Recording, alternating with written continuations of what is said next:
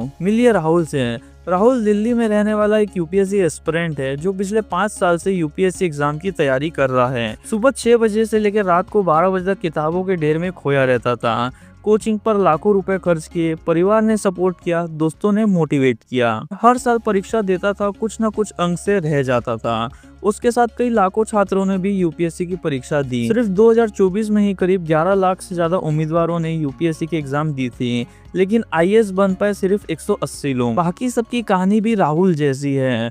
आज के समय में भारत में कई ऐसे एग्जाम है जिसके लिए लाखों छात्र कई सालों से मेहनत करते आ रहे हैं, पर सफल कोई गिने चुने लोग ही हो पाते हैं। और यही असली चेहरा है भारत की बढ़ती बेरोजगारी का। हाँ, मेहनत तो लाखों लोग करते आ रहे हैं, पर सफल कोई गिने चुने लोग ही हो पाते हैं।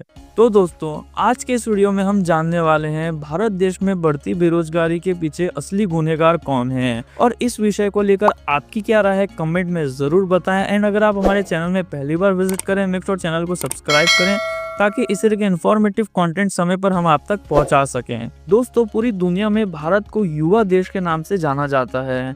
ऐसा इसलिए है यहाँ की 65% से ज्यादा आबादी के लोग 35 वर्ष से कम उम्र के हैं। अगर आप इसे साफ तरीके से समझना चाहे तो भारत में अगर 100 लोग रहते हैं तो 100 में से 65 लोग युवा है। लेकिन सवाल ये है कि इतने युवा होने के बावजूद भी इन्हें काम क्यों नहीं मिल रहा? आधे से ज्यादा लोग बेरोजगार क्यों रह जाते हैं? हर साल भारत में 1 करोड़ 20 लाख से ज्यादा नौकरियों के लिए आवेदन करते हैं और उनमें से संयुक्त होते हैं 60 से 65 लाख लोग।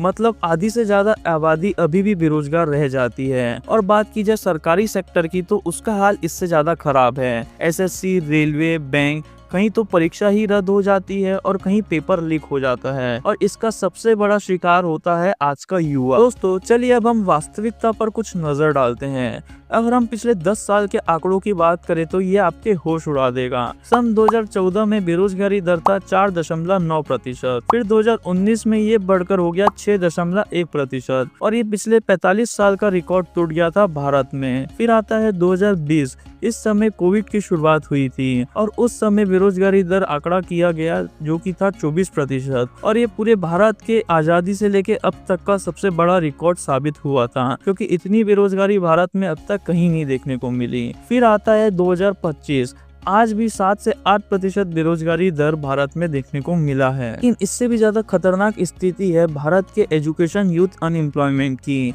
जो कि 2014 में था 12%। यानी डिग्री है पर नौकरी नहीं, और जहां नौकरी है वहां वेतन इतना कम है कि गुजारा करना काफी मुश्किल हो चुका है।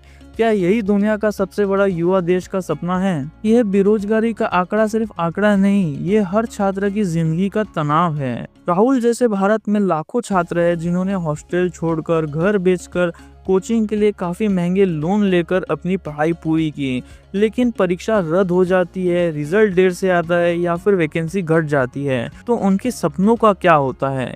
जो हालत आज के समय भारत के युवा की है उसे समझना काफी चिंता का विषय रह चुका है, और यही वजह है पूरे देश भर में जो छात्र सड़क पर उतरते हैं, और यही वजह है जो कि हजारों छात्रों को डिप्रेशन की ओर चले जाती है। हर साल बेरोजगारी और एग्जाम प्रेशर के कारण हजारों आत्महत्या होती है, और यही सिर्फ नंबर नहीं, ये हमारे भाई, दोस्त और पड़ोसी भी हो सकते हैं। अभी भी एक सवाल हम सबको परेशान कर रहा है, आखिर इसके पीछे असली गुनहगार कौन है? सरकारें जो हर साल वादा करती है पर पूरा नहीं करती, या फिर हमारा एजुकेशन सिस्टम जो डिग्री तो देता है पर स्किल नहीं सिखाता, या फिर हम सब खुद जो कि इस सिस्टम की लापरवाही को देखने के बाद भी इसे नजरअंदाज करके चुपचाप काम करते हैं? आखिर इसका जवाबदार कौन है?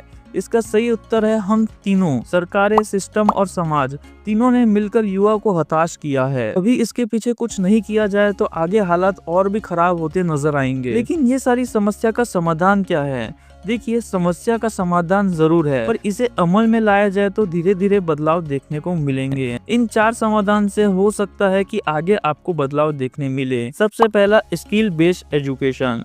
बेसिकली हमारी जो शिक्षा प्रणाली है उसमें थोड़े बदलाव लाने बेहद जरूरी है। डिग्री के साथ साथ प्रैक्टिकल स्किल भी सिखानी जरूरी होनी चाहिए, जो कि सरकार को कंपलसरी कर देनी चाहिए, जिसमें डिजिटल स्किल, कम्युनिकेशन स्किल, व्यापार सिखाए और बिजनेस फाइनेंस के बारे में ऐसी एक्सपर्ट सिखाए जो कि लोगों को रोजमर्रा के जीवन में आगे बढ़ाने में काम करे। दूसरा, ट्रांसपेरेंट रिक्रूटमेंट।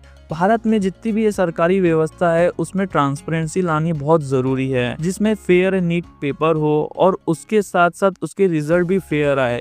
इसके बीच में कोई झोल झाल नहीं होनी चाहिए। एक स्टूडेंट से लेकर सरकार हर चीज बारीकी से देखे, समझे और इस पे ट्रांसपेरेंसी रखे तो आगे इसमें बदलाव देखने को जरूर मिलेगा। पता है, स्टार्टअप और एमएसएमई को सपोर्ट।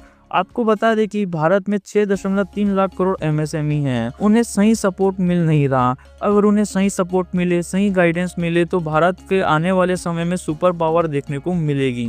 फोर्थ आता है प्राइवेट सेक्टर में इंसेंटिव, यानी कि क्वालिटी जॉब बने और यूथ को कांटेक्ट करने के ना फंसे हैं। आज के समय में प्राइवेट जॉब ऐसे हैं जो कि भारत के यूथ को एक ट्रैप में फंसा देते हैं, जो कि 9 to 5 बोलकर उनके पूरे समय को अपने लिए बर्बाद कर देते हैं। क्वालिटी जॉब प्रोवाइड करे तो भारत की दिशा और बदलती दिखे को मिलेगी।